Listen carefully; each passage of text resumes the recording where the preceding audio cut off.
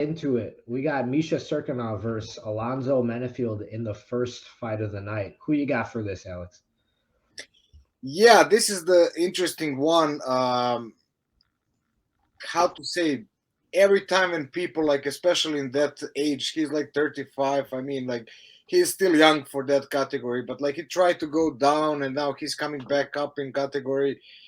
And I don't know how that move down to middleweight back to the light heavyweight it's gonna influence him, and he's gonna have a big man in front of him with a lot of power.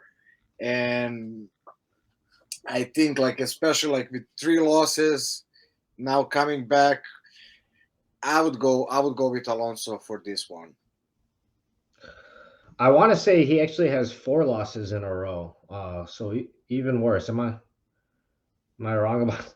Oh no, Yes. no. Okay, he's got coming into the UFC. He has 4 finishes. So what I was gonna say is Misha Cirkunov. I was really impressed with him coming into the UFC, getting 4 finishes in a row, most of them by submission.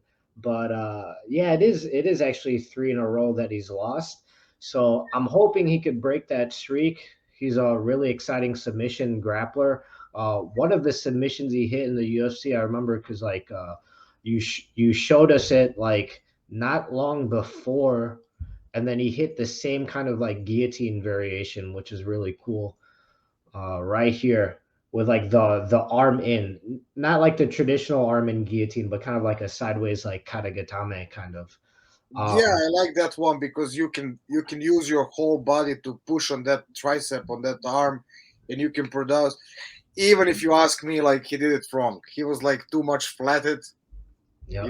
But like that one is really tricky one. If you don't know how to defend, it's really basically like only defense is like you want to give your back, you know. Right. Yeah. Kind of relieve the pressure, but give up your back. Yeah, exactly. Like you have to start rotating your back towards your opponent on the ground. And usually, when you like flat it like that, I don't think you have enough pressure to finish it.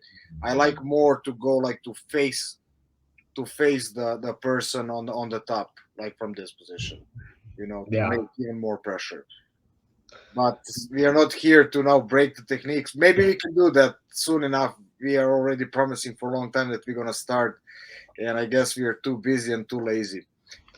Yeah. I mean, if he pulls it off this weekend, maybe we owe it to him, especially if it's a guillotine or something, because he's got really cool front headlock chokes. Like here he is going for finishing a Peruvian necktie. Not to break it down, but I mean, he's got some exciting submissions. Um, he is getting a little bit older, and then he's also, been losing on a lose streak. Alonzo Menifield, he's never lost by submission, and one of his notable wins is against Paul Craig, who's a submission artist in his own right. I like Menifield's chances in this. Misha Cirkunov, he's really kill or be killed, right? If he doesn't get the finish, there's a solid chance he's going to get knocked out. And then against Alonzo Menifield, the guy, like you said, he's got the power to do so coming off of a KO. I think Menifield's going to get this one in the bag. Yeah, I think so too. Especially like he even entered the UFC as a heavyweight. He won the Dana White Contender Series, so he's a big guy. And especially, like, I mean, not that Misha is small, but like with that last uh, before his last fights, like in light heavyweight, and now going back, it's question like how his weight is gonna look like. Like, no, that he's not light heavyweight, but like with those previous cuts, I'm just like always with that. That's like a big question mark for me. Like when you move to Mhm. one category and then you move back. Like, and we're gonna have a couple fighters tonight that have those transition from category to category, but let's go one by one. Okay, so we agree both on this one. Alonso, I would even say KO or TKO. I don't see this one going to the finish.